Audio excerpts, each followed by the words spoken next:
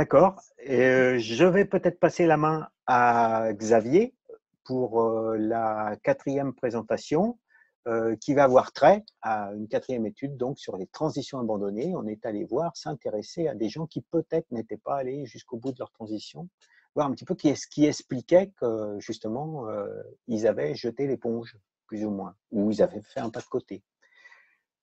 Tu prends l'écran, Xavier? Ah, merci à vous. Donc, une autre étude, une quatrième étude qui a été réalisée dans le cadre du projet Transae et qui a été réalisée en étroite collaboration avec Jean-Yves Pailleux, puisqu'en fait, on a décidé de faire de ce travail un travail très commun, que ce soit de la prise de données jusqu'à l'analyse et jusqu'à sa valorisation.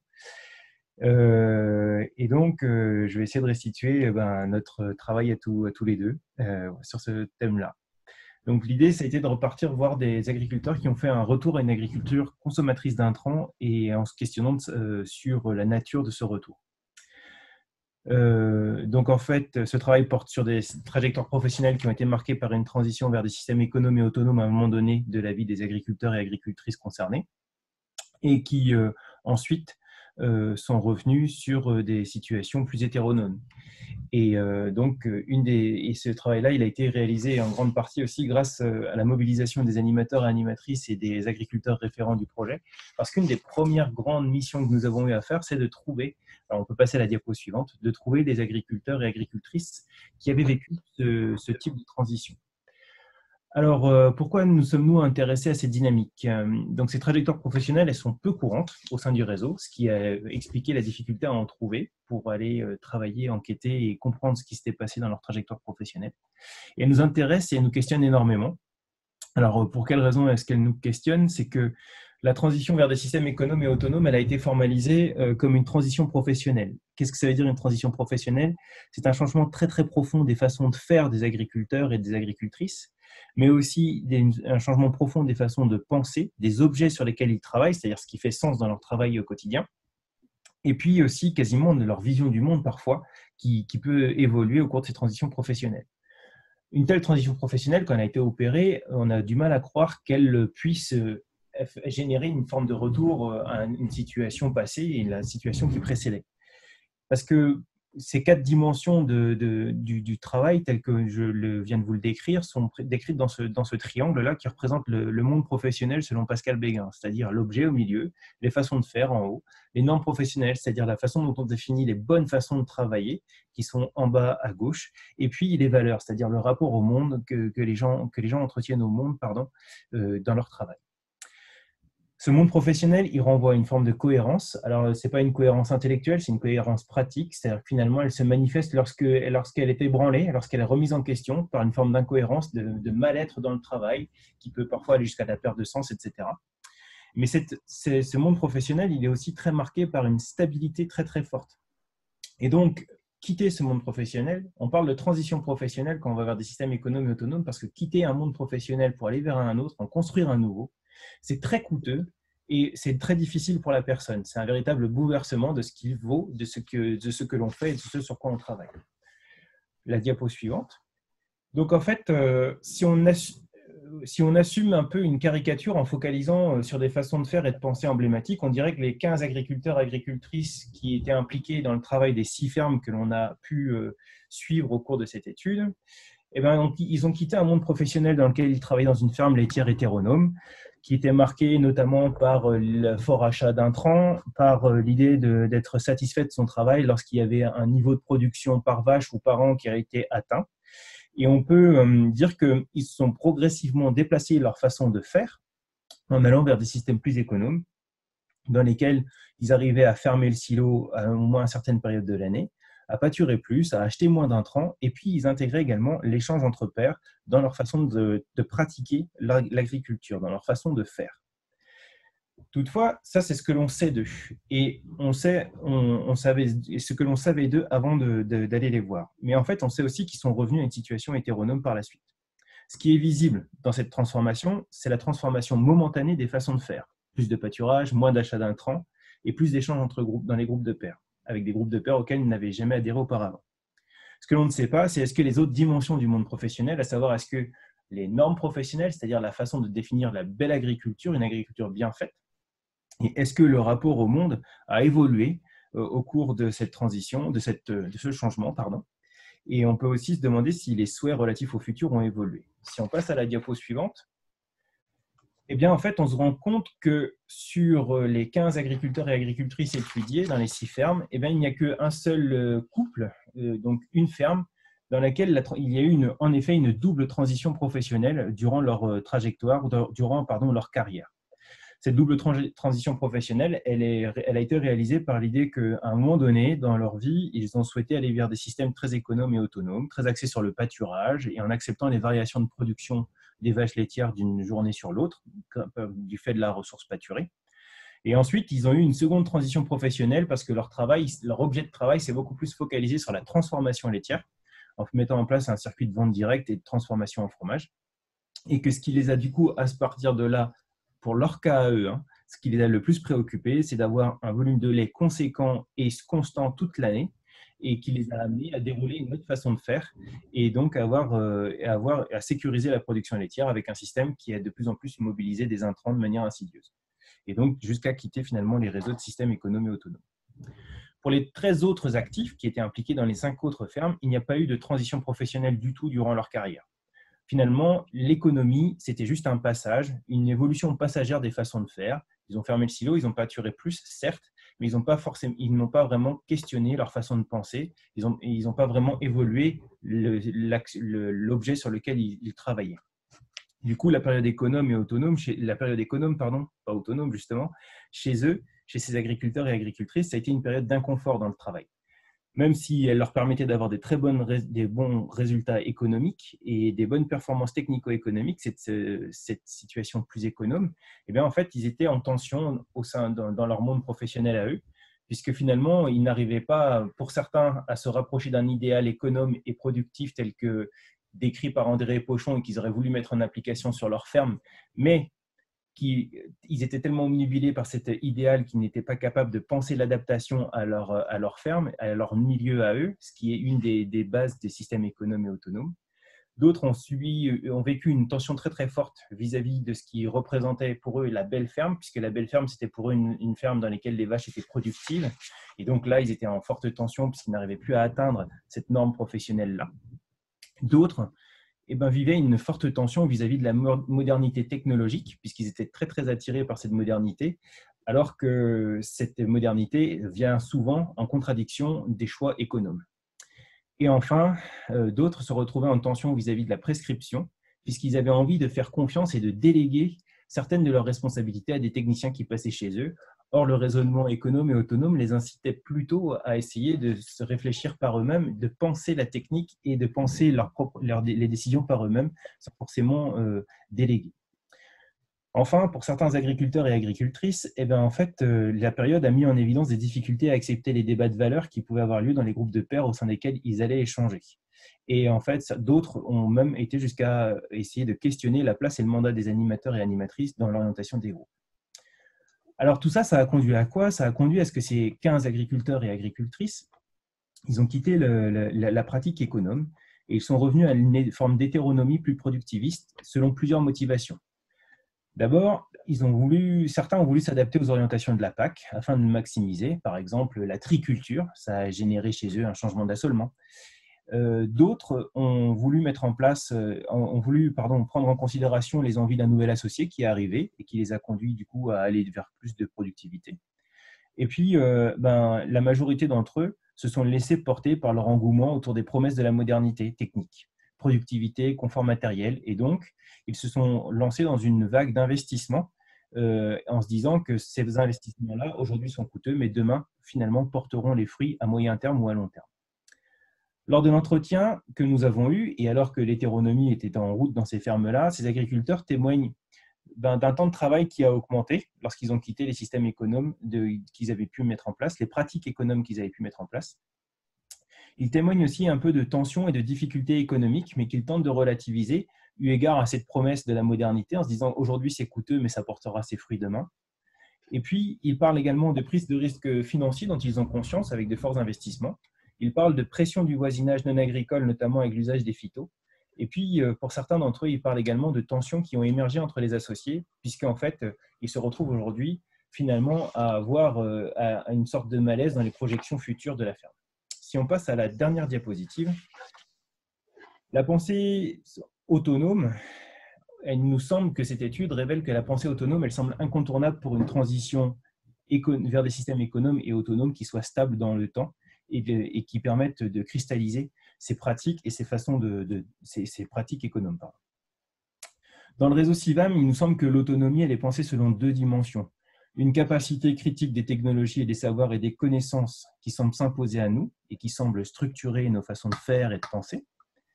Et puis, il y a une deuxième dimension plus politique qui est la capacité critique vis-à-vis des institutions au sein desquelles on essaye de travailler et de s'organiser. Le CIVAM et l'organisation des CIVAM, notamment par des groupes de pairs, montre bien l'idée que les pairs essayent d'avoir par eux-mêmes, finalement, une forme de prise sur l'organisation au sein desquelles ils essayent de créer leurs connaissances et leurs expériences.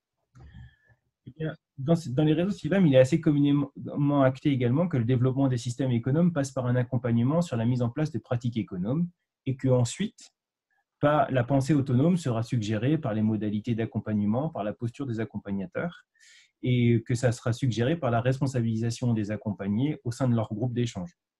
Toutefois, on voit par ces 6 fermes et les 15 du coup, trajectoires de vie de ces agriculteurs et agricultrices, on voit que ces transitions que nous qualifions d'abandonner témoignent du fait que accompagner vers l'économie, ça n'implique pas forcément un accompagnement vers l'autonomie.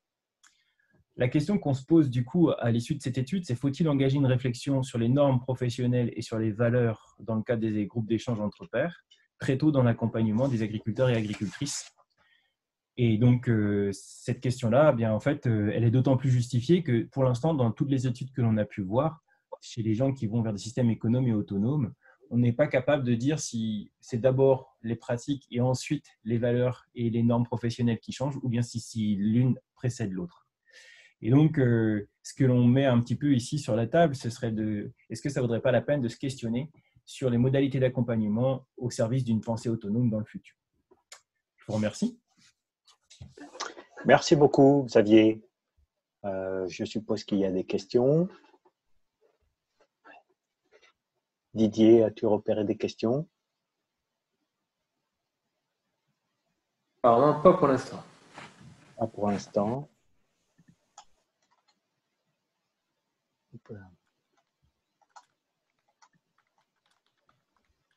Peut-être attendre un petit peu, sinon on va passer à l'intervention suivante.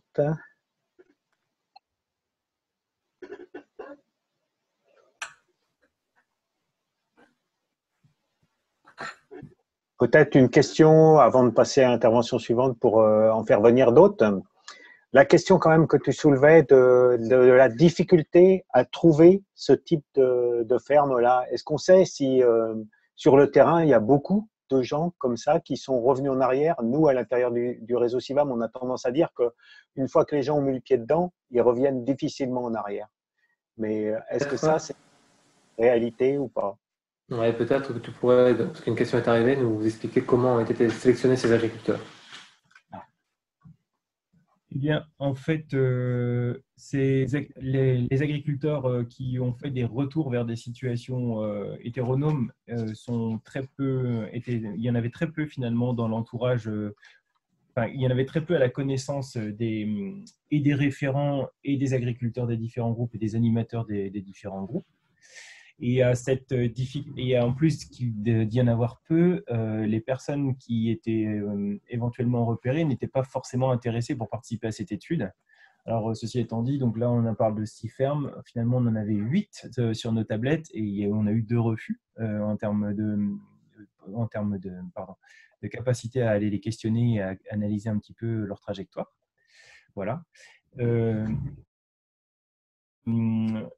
Cette question nous semblait quand même intéressante, même si ça représente une faible proportion, parce qu'en fait, on peut assez facilement faire le parallèle avec aussi toute la dynamique de conversion à l'agriculture biologique, et puis dans les fins des années 90, la dynamique qu'il y avait eu de déconversion de l'agriculture biologique, où il y avait eu en fait des conversions d'opportunités. Ici, en fait, on n'a pas trouvé de transition d'opportunité. D'ailleurs, la majorité de ces agriculteurs-là n'ont pas fait de transition vers des systèmes économes et autonomes en demandant à prendre en charge, à bénéficier de la MAE, SFEI, système fourrager économe en intrant. Et donc voilà, mais donc ça représente quand même très très peu. Et donc dès qu'on a eu vent de personnes qui à un moment donné avaient été proches des réseaux CIVAM et des groupes d'échange entre agriculteurs et qui ensuite s'en sont écartés, nous avons tenté d'aller les voir et on a eu 2 refus sur les 8 adresses que nous avons obtenues via, on va dire, les groupes de l'arc atlantique. Merci Xavier. Peut-être, est-ce que tu as entendu l'autre question qui était posée par Didier? Non. Excuse-moi Didier. Je vais te concentrer sur le recueil des questions. Peut-être que tu y as déjà répondu. Comment vous les avez sélectionnés? Alors en fait, on n'a pas sélectionné. C'est eux qui ont accès. Donc, comme je viens de le dire, on a eu 8 ou 9 adresses et sur les 8 ou 9 adresses, on a eu 6 personnes qui étaient OK pour venir en discuter avec nous. 2 refus qui étaient liés à des situations très particulières où finalement le retour à une situation hétéronome n'était pas complètement cicatrisé, soit à l'échelle des individus, soit à l'échelle des collectifs, et que du coup, je ressentais pas ça comme une très bonne idée de remettre ça sur la table pour l'instant. Merci. Didier, est-ce que tu vois d'autres choses remonter? Oui, il y a tout un tas, j'essaie de voir si ça se répond un peu. Une question de Caroline de Poudin, de la Chambre d'agriculture de Bretagne. Est-ce que les collectifs étaient unanimes pour passer d'un système conventionnel à un système économe, puis finalement à un système conventionnel? Alors là, la question, oui, c'est une véritable question. À un moment donné, on s'est posé la question de savoir si notre problématique n'était pas juste une problématique de transmission, à savoir, est-ce que finalement, c'était des renversements de situation qui se posaient à des changements de génération et que la période difficile, finalement, c'était la période où cohabitaient les 2 générations, qui était très transitoire. Et en fait, non. En effet, l'arrivée d'un nouvel associé peut changer la tendance, mais lorsqu'elle change et peut changer la tendance, mais souvent ça ne suffit pas. Ce qu'on a pu voir dans les situations dans lesquelles c'est l'arrivée d'un nouvel associé qui a mis le dernier coup de rein pour revenir à une situation hétéronome, eh bien, en analysant de plus près, on se rendait quand même compte que la situation d'économie était relativement fragile et mettait fortement en tension les personnes qui travaillaient déjà dans la ferme. C'est-à-dire qu'ils avaient une pratique économe, mais leur référentiel était quand même sacrément en tension parce que leur référentiel restait et leurs normes professionnelles, la façon dont ils se représentaient le travail bien fait, était resté ancré ailleurs et les mettait en tension au quotidien. Malgré, et je me permets d'insister, malgré l'unanimité, à chaque fois les périodes économes correspondaient à une période beaucoup plus calme et beaucoup plus posée sur le plan économique. Et ça, c'est unanime. Et c'est aussi assez unanime dans l'étude que le retour à l'hétéronomie amène à un inconfort économique et à des promesses pour l'avenir, mais qui ne sont pour l'instant que des promesses. Du coup, est-ce que cela s'est traduit par de nouvelles tensions dans le collectif? Est-ce que cela a généré des tensions dans le collectif? Dans certaines situations, on voit que les collectifs ne sont pas sereins. Voilà. Mais et justement, on peut se questionner de savoir finalement, est-ce que cette expérience économe sera une ressource pour le futur de ces collectifs-là?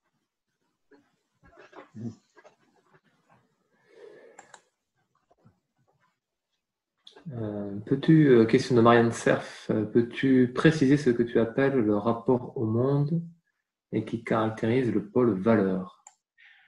Oui, alors en fait, c'est parce que dans le pôle valeur, quand je parle de rapport au monde, c'est finalement, je me suis quand même, après pas mal de tergiversations sur la façon de caractériser les valeurs et l'idée d'essayer de séparer normes et valeurs, en fait, les normes professionnelles renvoient finalement à la façon de définir une agriculture qui satisfait le travailleur. Et en général, cette agriculture-là le renvoie à un groupe de pairs, un groupe de confiance pour échanger professionnellement. Et du coup, de l'autre côté, les valeurs, et donc ça renvoie au rapport au monde, c'est-à-dire finalement, ça renvoie à une forme de mélange entre les caractéristiques de la personne pour se positionner dans le monde. Est-ce que ouais, ça renvoie aux caractéristiques de la personne pour se positionner dans le monde. En fait, ça renvoie aux travaux de McDonald's sur les valeurs, qui sont ceux qui aujourd'hui me conviennent le mieux pour être capable d'avoir une caractérisation une caractérisation qui me convienne sur le plan des valeurs. Donc, en fait, McDonald's distingue aujourd'hui un champ de 24 valeurs. Et il y a par contre, il semblerait quand même qu'il y ait un accord, un consensus assez fort au sein de la communauté, donc de différentes disciplines de sciences sociales, pour dire que les valeurs, en fait, on a beaucoup c'est un caractère assez inné. Les transformations sont assez faibles. Par contre, il peut y avoir une rehiérarchisation des valeurs au cours de la vie. Et donc, moi, je suis parti de cette hypothèse-là dans les transitions professionnelles. Ça ne correspond pas à un changement de rapport au monde, mais par contre, il peut y avoir une rehiérarchisation des valeurs qui s'expriment plus ou moins selon les périodes de la vie et la façon dont on s'engage dans le travail. Et une question qui me semble assez liée aussi, assez proche, l'impact sur le sens de leur travail et leur bien-être a-t-il été questionné pour ces agriculteurs? Question de Magali Caillon de la MSA. Mais justement, en fait, ce que l'on dit là, c'est que il a été questionné, mais que finalement, le système économe et autonome générait aussi un fort questionnement. C'est-à-dire qu'il n'a pas été révélateur d'un grand bien-être. Il a été révélateur parce qu'il y avait des choses qui allaient mieux, certes, mais il y avait des choses qui étaient en tension. Donc, c'est ce que je disais, hein. C'est-à-dire que sur la composante économique, qui était une des motivations pour eux pour y aller, faire ces systèmes économes, les choses se sont sacrément bien mieux passées et de manière très rapide, ce qui est une des vertus de l'économie, puisque ça permet très vite de faire des économies de trésorerie. Mais que d'un autre côté, ça générait quand même pas mal de tensions. Alors, c'est ce que je disais tout à l'heure quand je disais tension vis-à-vis d'un modèle productif que l'on viserait, mais qu'on n'arrive plus à atteindre. Et tension aussi, par exemple, dans le rapport à autrui, c'est-à-dire qu'une forme, alors c'est des choses qu'on avait déjà montrées pour des transitions réussies, mais là, en fait, la réciproque vaut également, c'est-à-dire, par exemple, une volonté, une nécessité de faire confiance à des agriculteurs, par exemple, à des techniciens. Et là, en fait, ils se retrouvaient en situation difficile, puisqu'en fait, s'ils faisaient confiance dans le technicien, ils allaient aller vers une forte consommation d'intrants. Or, ils ne voulaient plus aller ils n'allaient plus vers cette consommation d'intrants. Et donc, ils se retrouvaient un peu en tension, parce qu'ils auraient souhaité faire confiance, mais ce n'était plus possible, par exemple. Donc, le sens et le bien-être, là, pour le coup, chez ces quelques agriculteurs, encore, parce que c'est un très faible échantillon, il n'a pas forcément été de pair, et parce que ça a généré beaucoup de tensions, cette période économique. Alors que tu as évoqué, n'y a-t-il pas aussi une question autour de la fragilité, entre guillemets, économique en particulier, à court terme, des systèmes résilients à moyen terme, question qui devient de plus en plus prégnante au fur et à mesure que se succèdent ruptures et crises environnementales. Une question de Pierre-François qui, je crois, est du réseau des Cubains. En fait, justement, les systèmes économes sont venus, dans la majorité de ces cas, permettaient d'asseoir finalement l'économie de l'exploitation. Voilà. Donc, en fait, sur le plan de l'économie, la pertinence, elle est à nouveau démontrée, en fait.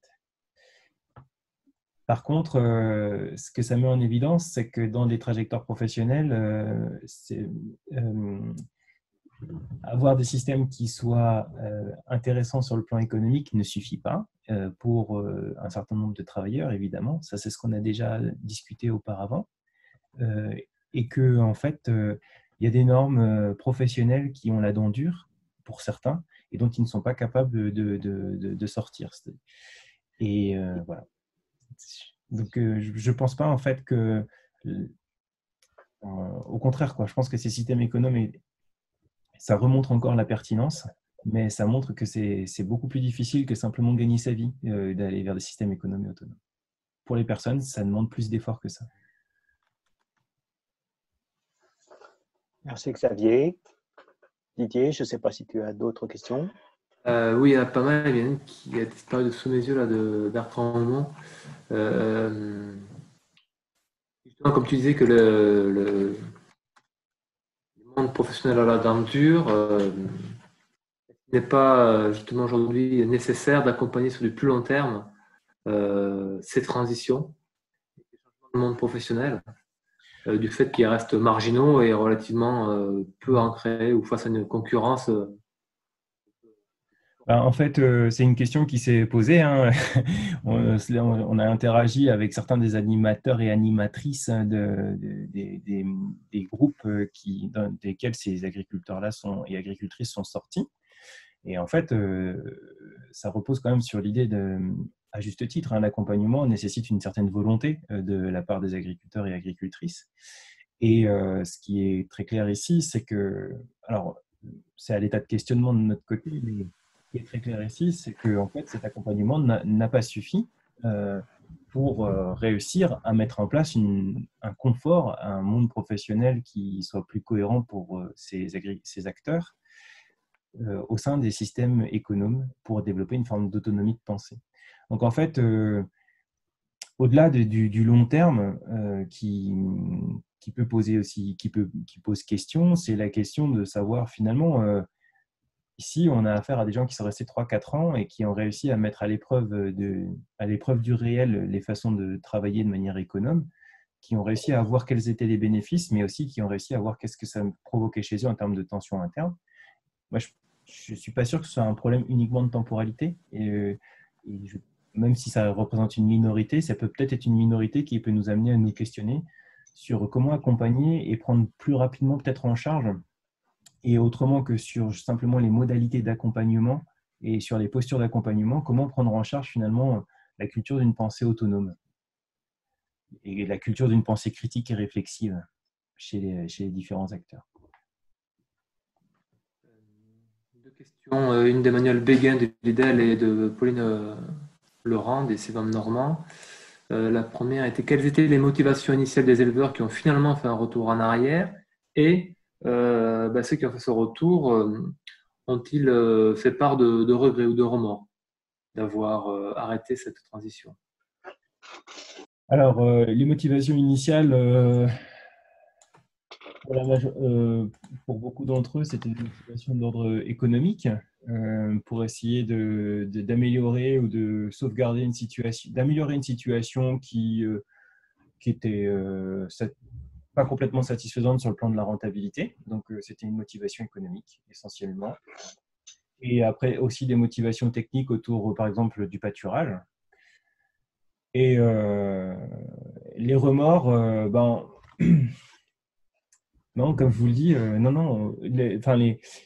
C'est ce que j'ai essayé de dire c'est ce que nous avons essayé de dire quand nous parlons de les promesses technologiques, les promesses de la modernité, en fait.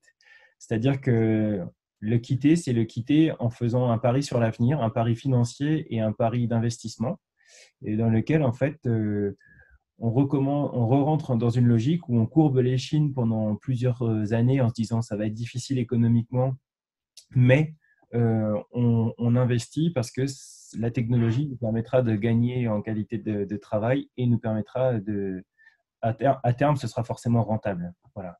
Donc, c'est à nouveau un pari autour de la productivité et de l'outil de production pour pouvoir mettre en place cette productivité. Mais quand même, la vraie difficulté, c'est de s'extraire de cette question productive. Alors, on en a vu dans une ferme et des situations où la difficulté économique commence à pointer son nez, on l'a vu dans plusieurs fermes. Ouais. Une autre question d'Anne Guillemin, agricultrice. Les agriculteurs qui ont abandonné la transition citent la PAC, mais la PAC est la même pour tout le monde.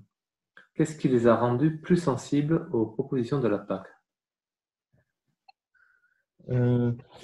En fait, c'était dans un des cas, hein, puisque en fait, voilà, c'était simplement une réactivité vis-à-vis une réactivité vis-à-vis mais qu'on peut voir dans d'autres fermes, vis-à-vis des modalités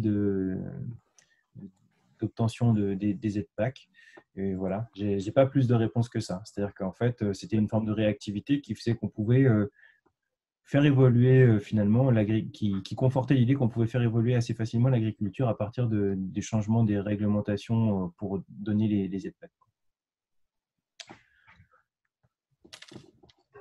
D'accord, merci Xavier.